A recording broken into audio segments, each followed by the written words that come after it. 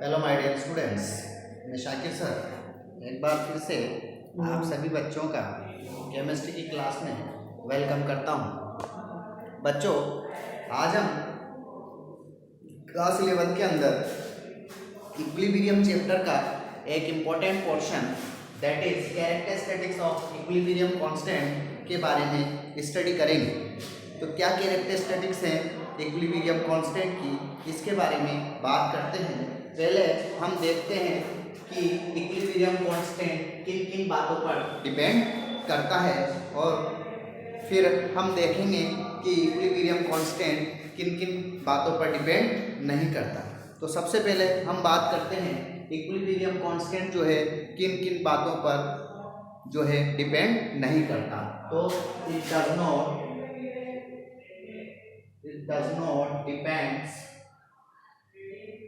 Upon the initial concentration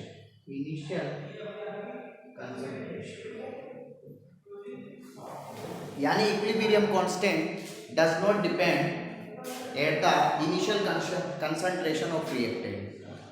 तो उसकी concentration पर डिपेंड नहीं करता। दूसरा, हम यहाँ देख सकते हैं कि इक्विलिब्रियम कांस्टेंट does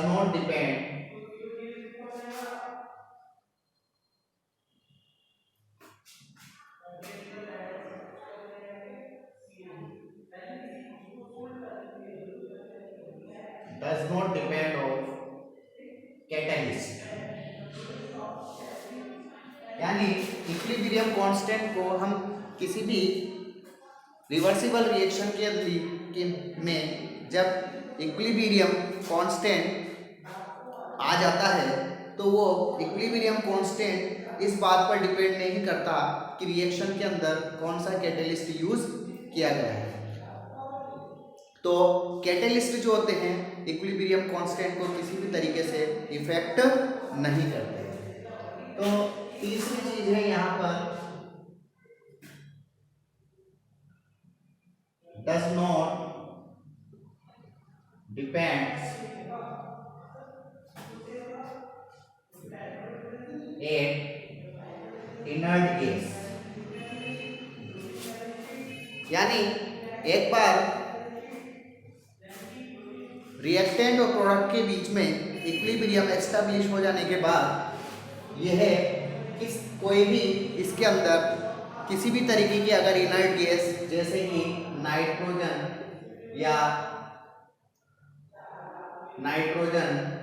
या ऑक्सीजन, आर्गन, नियोन जैसी इनर्ट इनएक्टिव मटेरियल मिलाने पर भी इक्विलिब्रियम कांस्टेंट के ऊपर इनका कोई इफेक्ट इनर्ट गैस का या इनर्ट मटेरियल। तो किसी रिएक्शन के अंदर जब वो इक्विलिब्रियम पर एस्टैब्लिश्ड हो चुकी है, अगर हम उस रिएक्शन के अंदर कोई इनर्ट मटेरियल या कोई इनर्ट गैस मिलाते हैं लाइक आर्गन, नियोन, जिनोन जैसी गैसेस मिला सकते हैं, और इसके अलावा अगर हम कोई इनएक्टिव मटेरियल इसके अंदर डाल देते हैं तो equilibrium does not affected by the inert gas और इनर्ट मटेरियल। अब हम बात करते हैं उन फैक्टर्स की जो इक्विलिब्रियम को डिपेंड करते हैं। यानी इक्विलिब्रियम को पर जो कैरेक्टर्स डिपेंड करते हैं दे आर मोडो depends upon equilibrium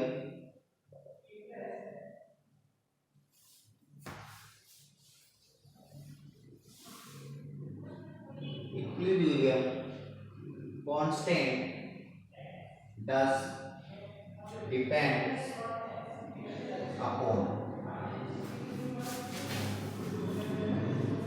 number 1 mode mode of representation of the reaction,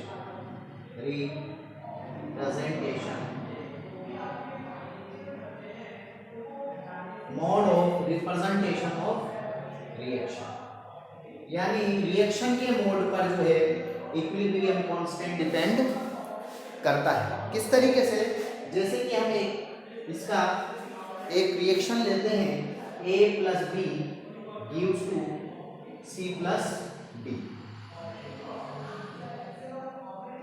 ये एक रिएक्शन है जो इक्विलिब्रियम को अटेन कर चुकी है। इस रिएक्शन पर का सपोज करो, इस रिएक्शन का जो इक्विलिब्रियम कांस्टेंट है इसको हम K1 मान लेते हैं। इस रिएक्शन को अगर हम रिवर्स कर दें, C + D change into A + B, तो इसका जो इक्विलिब्रियम कांस्टेंट है यह भी रिवर्स हो जाता है। तो इक्विलिब्रियम कांस्टेंट भी रिवर्स हो जाता है यदि आप रिएक्शन को रिवर्स कर दें। यानी हम कह सकते हैं, इसको हम इस तरीके से समझ सकते हैं कि यहाँ K K1 हम लिख सकते हैं C का कंसंट्रेशन, D का कंसंट्रेशन अपॉन A का कंसंट्रेशन एंड B का कंसंट्रेशन। इसी तरीके से सेकेंड रिवर्स रिएक्शन के लिए हम K1, इसके लिए हम यहाँ लिख सकते हैं K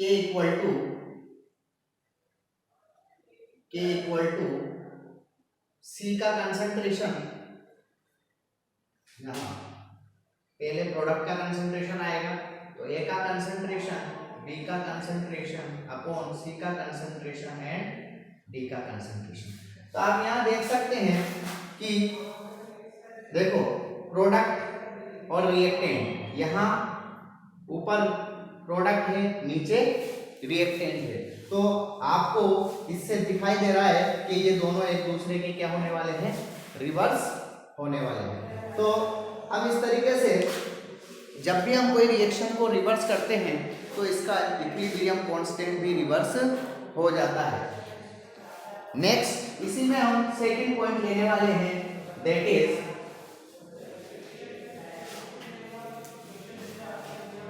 B point N2 + O2। ये हमारे पास एक रिएक्शन है और gives to NO। यहाँ इस रिएक्शन का इक्विलिब्रियम कांस्टेंट हम K मान लेते हैं और एक सेकंड रिएक्शन है, मैं इस पूरी रिएक्शन को 2 से मल्टीप्लाई कर देता हूँ। 2 से मल्टीप्लाई करता हूँ तो ये रिएक्शन लिखी जाती है 2NO2 + 2O2 and gives to 4NO। इस रिएक्शन का इक्विलिब्रियम कांस्टेंट हम K2 मान लेते हैं। This is K1, this is K2। तो अगर हमें पूरी टोटल रिएक्शन का इक्विलिब्रियम कांस्टेंट निकालना है तो टोटल रिएक्शन का इक्विलिब्रियम कांस्टेंट क्या रहने वाला है, तो अगर हम इन दोनों रिएक्शन को, तो यहाँ हमसे कहा जाता है इस रिएक्शन का, सेकेंड वाले रिएक्शन का आपको इक्विलिब्रियम कांस्टेंट बताना है। तो इक्विलिब्रियम कांस्टेंट क्या रहेगा, तो हम यहाँ कह सकते हैं कि जितना कोई रिएक्शन जितनी स्टाइकियोमेट्रिक कोफिशिएंट से मल्टीप्लाई होती है, जैसे कि यहाँ हम देख सकते हैं ये सेकंड जो रिएक्शन है ये 2 से मल्टीप्लाई हुआ है। फर्स्ट रिएक्शन को अगर हम 2 से मल्टीप्लाई कर दें तो इसका स्टाइकियोमेट्रिक जो है रिएक्शन का वो 2 है, तो स्टाइकियोमेट्रिक जो कोफिशिएंट है वो पावर में चला जाता है। तो इसके लिए अगर हम इक्विलिब्रियम कांस्टेंट लिखें तो वो क्या होने वाला है, K = K का पावर 2। इसी तरीके से हम समझ सकते हैं हमारे पास एक रिएक्शन है 2SO2 + O2 change into 2SO3 और यहाँ इसका इक्विलिब्रियम कांस्टेंट K है। यहाँ इसको 2 से डिवाइड कर देते हैं, रिएक्शन को जब 2 से डिवाइड कर दें तो 2SO2 + ½ O2 change into SO3 इस तरीके से लिखा जाता है। आपसे कहा जाता है इसके लिए इक्विलिब्रियम कांस्टेंट बताइए। तो अब जैसा कि अभी हमने बताया, जब भी हम किसी रिएक्शन को मल्टीप्लाई करते हैं किसी भी फैक्टर से, तो यहाँ हम देख सकते हैं कि रिएक्शन नंबर 1 को अगर हम हाफ से मल्टीप्लाई करें तो रिएक्शन नंबर सेकंड का रेट कांस्टेंट हम निकाल सकते हैं। तो चूंकि हमने इसको हाफ से मल्टीप्लाई किया है तो यहाँ k इक्वल टू k की पावर हाफ, इस तरीके से हम इसको लिख सकते हैं। तो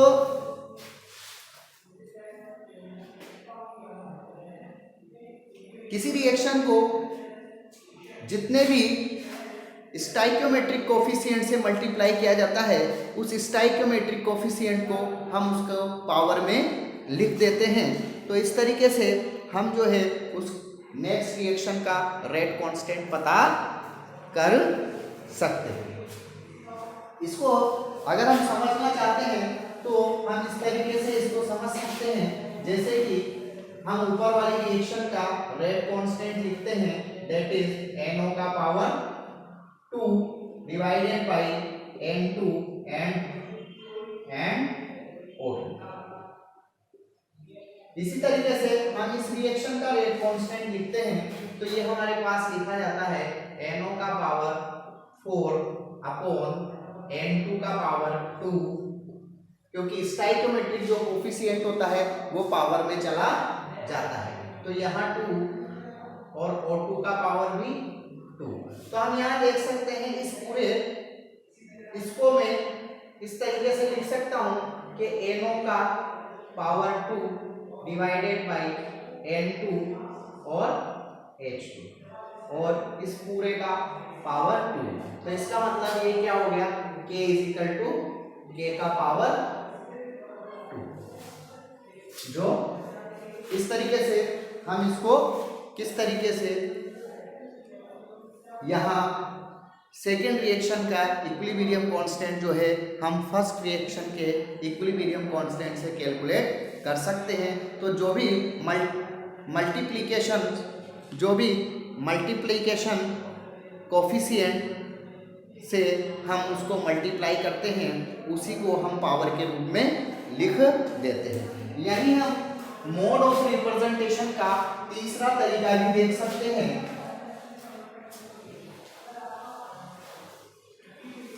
मोड ऑफ रिप्रेजेंटेशन का हम थर्ड वे देखें, दिस इज सी पॉइंट।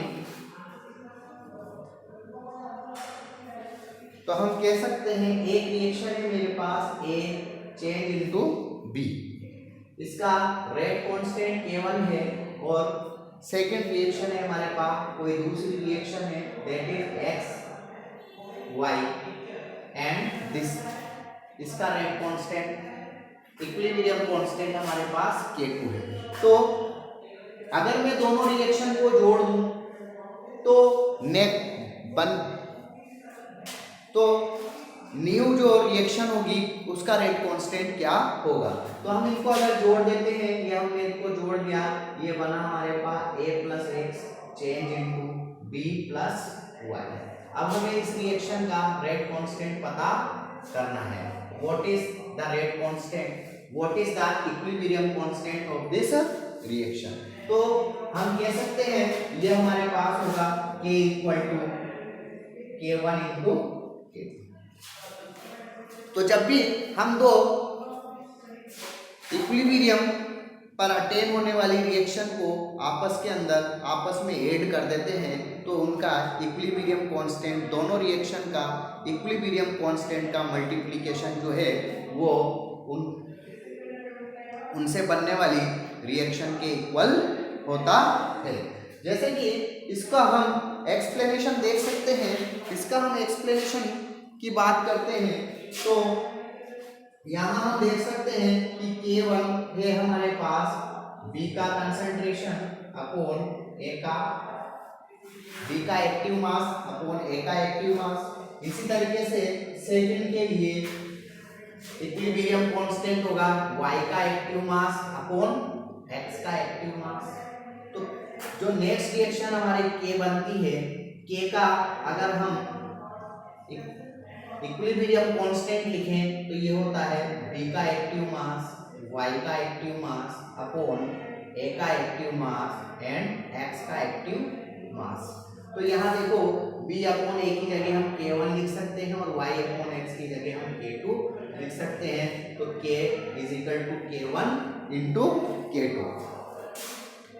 इसी तरीके से यदि हम दो रिएक्शन को सबमिशन करते हैं, यानी एक रिएक्शन में से दूसरी रिएक्शन को सबट्रैक्ट करते हैं, तो सबट्रैक्ट होने पर जो न्यूली रिएक्शन है उसका इक्विलिब्रियम कांस्टेंट क्या रहेगा, इसके बारे में भी बात कर लेते हैं। तो सपोज करो यही हमारे पास दो रिएक्शन है और इन रिएक्शनों को अब की बार ऐड करने की जगह मैं यहाँ पर इसको सबट्रैक्ट, यानी रिएक्शन ए में से रिएक्शन 2 को मैं सबट्रैक्ट कर देता हूँ।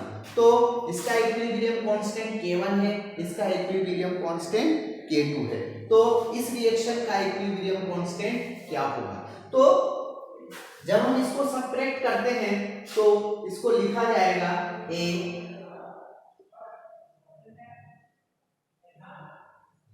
Minus x equal to b minus y। तो जब हम इसको सबट्रैक्ट करेंगे तो सबट्रैक्ट की वजह से यहाँ पर जो इक्विलिब्रियम कांस्टेंट इसका आने वाला है ये आएगा K1 अपॉन K2। तो यहाँ हम देख सकते हैं दो रिएक्शन को, दो इक्विलिब्रियम पर होने वाली रिएक्शन को यदि सबट्रैक्ट किया जाता है तो न्यूली रिएक्शन का जो इक्विलिब्रियम कांस्टेंट है वो बोथ ऑफ रिएक्शन का रेशियो होता है, और यदि दो इक्विलिब्रियम पर होने वाली रिएक्शन को ऐड किया जाता है तो न्यूली रिएक्शन का जो इक्विलिब्रियम कांस्टेंट होता है वो बोथ इक्विलिब्रियम रिएक्शन का मल्टीप्लिकेशन होता है। तो आई थिंक आपको ये कॉन्सेप्ट समझ आया होगा। इस पर हम न्यूमेरिकल्स की बात करते हैं। इसके अलावा जो इक्विलिब्रियम कांस्टेंट है ये टेम्परेचर पर भी डिपेंड करता है, डिपेंड ऑन टेम्परेचर। तो सेकेंड पॉइंट होगा कि ये depend on the temperature, temperature पर डिपेंड करता है। यहां हम एक क्वेश्चन लेते हैं, question number 1, H2 plus I2 gives to 2HI, और इसके लिए हमें फर्स्ट रिएक्शन के लिए इसके लिए हमें इक्विलिब्रियम कांस्टेंट 49 दिया गया है, और आपसे AHI change into H2 plus I2, this is half H2 and this is half I2। इस रिएक्शन का आपको इक्विलिब्रियम कांस्टेंट पता करना है। तो फर्स्ट इक्वेशन से आपको सेकेंड इक्वेशन का जो है रेट कांस्टेंट जो है वो पता, इक्विलिब्रियम जो कांस्टेंट है वो पता करना है। How can we do it? तो हम यहाँ देख सकते हैं, इसको सोल्व करने के लिए हम यहाँ कह सकते हैं कि जब हमने रिएक्शन को शिफ्ट किया तो K क्या होगा, K 1/K। भाई जब हम रिएक्शन को बैकवर्ड डायरेक्शन में शिफ्ट कर देते हैं तो यहाँ पर 1/, इस रिएक्शन का जो इक्विलिब्रियम कांस्टेंट है वो क्या हो जाएगा 1/K, और 1/K हो जाने की वजह से यहाँ पर 1/49, K की जगह हम 1/49 रख देते हैं, इसको K डैश मान लेते हैं, K डैश मान लेते हैं। तो K डैश हमारे पास क्या आने वाला है 1/49। लेकिन ये कब होता है, जब सिर्फ रिएक्शन को रिवर्स किया जाता है। यहाँ आप देख सकते हैं इस रिएक्शन को हमने एक सूटेबल कोफिशिएंट हाफ से मल्टीप्लाई किया है। तो जब हम फर्स्ट रिएक्शन को हाफ से मल्टीप्लाई करते हैं तब हमारे पास जो है वो सेकंड रिएक्शन जो है मिलती है। तो मैंने अभी आपको बताया था मोड ऑफ रिएक्शन निकालने में, जब किसी रिएक्शन का जो सूटेबल है वो पावर में चला जाता है तो इस सूटेबल को हम क्या लगा देते हैं 1/49 का कि हाफ लगा देते हैं। तो यहाँ 1/49 का जब हम हाफ करते हैं तो it is written as a 1/7। तो इस सेकेंड रिएक्शन का जो इक्विलिब्रियम कांस्टेंट होगा वो 1/7 होता है। तो इस तरीके से mode of representation of reaction पर आपसे न्यूमेरिकल्स पूछा जा सकता है। इसी के अलावा इसी पर एक क्वेश्चन में आपको और सजेस्ट कर दूं, क्वेश्चन है, ये क्वेश्चन आपसे IIT 2016 में पूछा गया। क्वेश्चन है Ag प्लस अमोनिया के साथ रिएक्ट करके सिल्वर अमोनियम आयन का फॉर्मेशन करता है, जिसके लिए इस रिएक्शन का K1 जो है वो 3.5 into 10⁻³ इज गिवन। दूसरी रिएक्शन आपको दी गई है कि ये जो सिल्वर अमोनियम आयन बनता है ये फिर से अमोनिया का, जब इस पर फिर से अमोनिया का ट्रीटमेंट कराते हैं तो ये कॉम्प्लेक्स कंपाउंड है, यहाँ ये कॉम्प्लेक्स कंपाउंड है। तो जब इस पर फिर से अमोनिया का ट्रीटमेंट कराते हैं तो डाई अमोनियम सिल्वर आयन का फॉर्मेशन होता है। This is di ammonium.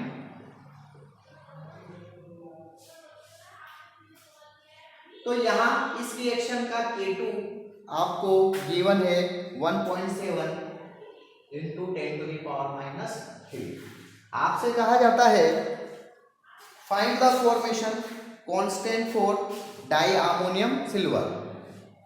Find the formation constant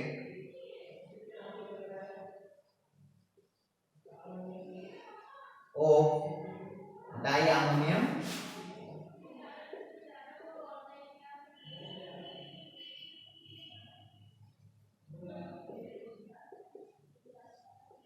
silver, ये हमें पता करना है। How can do it? तो यहां हम इस रिएक्शन को देखकर बता सकते हैं कि यहां से देखो, अगर हम इन दोनों रिएक्शनों को ऐड कर दें तो ये अमोनियम सिल्वर अमोनियम आयन एक दूसरे के अपोजिट है, तो ये दोनों कैंसिल हो जाएंगे और कैंसिल हो जाएगा तो इस रिएक्शन का ओवरऑल रिएक्शन जो है, ओवरऑल रिएक्शन हम इसको इस तरीके से लिख सकते हैं Ag plus 2NH3 1/1 2NH3 gives into Ag di ammonium silver ion. इस डाई अमोनियम सिल्वर आयन का आपको क्या पता करना है? इक्विलिब्रियम फॉर्मेशन कांस्टेंट के पता करना है। Formation constant this is Kf। Formation constant को हम Kf लिख देते हैं। तो इस रिएक्शन का अगर हमें Kf निकालना है तो हम कह सकते हैं इस रिएक्शन के Kf को निकालने के लिए हम यहां लिख सकते हैं, एक्चुअल में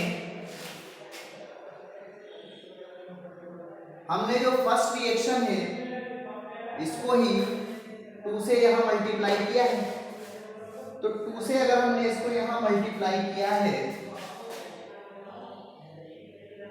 तो हम इस रिएक्शन का जो फॉर्मेशन कांस्टेंट है वो K1 into K2 लिख सकते हैं और K1 into K2 लिख सकते हैं तो formation constant of this reaction K1 हमारे पास दिया हुआ है 3.5 into 10⁻³ into 1.7 into -3। हम इसको सॉल्व कर लेते हैं, हमारा आंसर आ जाता है। इसी पर हम एक न्यूमेरिकल और लेते हैं, question number 3।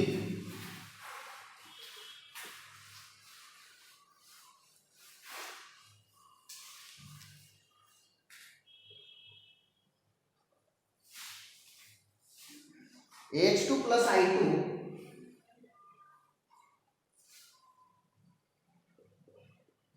gives 2HI. 0.2 gram of H2, 2.54 ग्राम या 2.5 ग्राम ऑफ I2 रिएक्ट करके 2.56 ग्राम 2.56 ग्राम HI बनाते हैं। Are obtained at equilibrium, are obtained at equilibrium in a 1 liter vessel, in a 1 liter vessel. Find Kc and Kp, find Kc and Kp for given reaction. तो आपको given reaction का Kc और Kp का value find out करना है। तो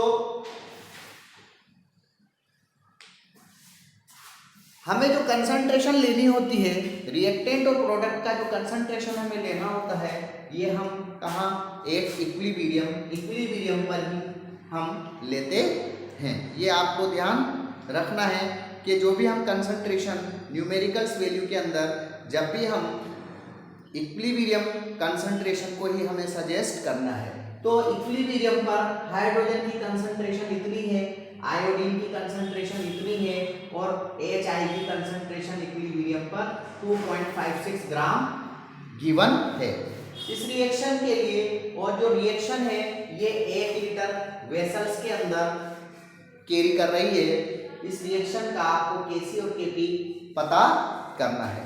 तो इस रिएक्शन का कैसे हम Kp और Kc पता करेंगे, तो यहाँ हमें Kc इस रिएक्शन का निकालना है।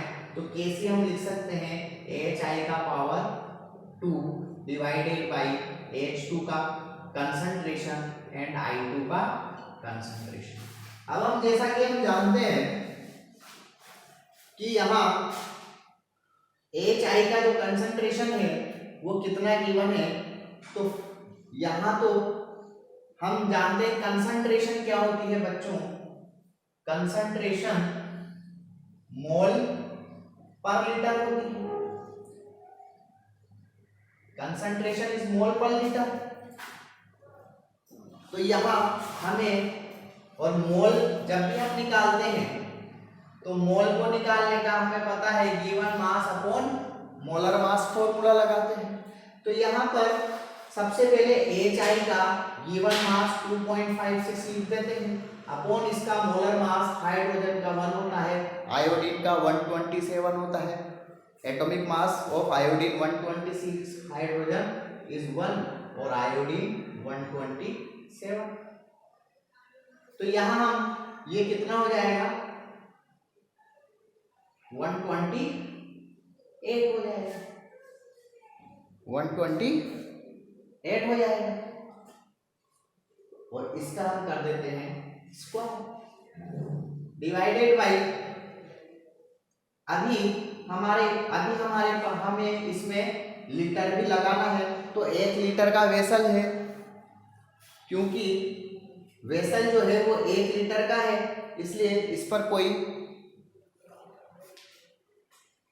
वॉल्यूम का इफेक्ट आने वाला नहीं है। तो हम इस तरीके से इसको लिख सकते हैं, I2 का कंसंट्रेशन 0.2 और हाइड्रोजन का हम जानते हैं एटॉमिक मास 1, तो H2 का कितना हो जाएगा 2 डिवाइडेड बाई H2 सिंगल, यहाँ पर power by 1, I2 2.5 upon I2 का हम 127 इंटू 2, तो ये हो जाएगा 7 2 जा 4, 2 7 2 जा 5 और 2। इसका पावर 1। इसको जब हम सोल्व करेंगे तो हमारे पास आंसर आएगा लगभग 0.4। तो इसका मतलब इसका जो Kc का वैल्यू आया वो हमारे पास आता है 0.4। अब Kp इस रिएक्शन के लिए निकालें तो Kp is equal to Kc RT की पावर डेल्टा N, और डेल्टा N गैस अगर हम यहाँ पर निकालते हैं gas number of mole gas, तो this is gas and this is gas. तो यहाँ mole of product minus mole of reactant, delta N P minus delta N reactant R। तो ये डेल्टा N यहाँ पर कितना आने वाला है बेटा, 2 माइनस 2 इक्वल टू 0। तो डेल्टा N की वैल्यू हम क्या लिख देंगे यहाँ पर 0। तो यहाँ हम लिख देते हैं Kp is equal to Kc और RT की पावर 0, और जब किसी की भी पावर 0 होती है तो उसकी वैल्यू 1 होती है। तो हम लिख सकते हैं Kp is equal to Kc। तो इस रिएक्शन का जितना Kc होगा उतना ही Kp होगा, यानी Kp की वैल्यू भी कितनी आने वाली है इसके लिए 0.4। ठीक है, तो आई थिंक आपको ये कॉन्सेप्ट समझ आया होगा।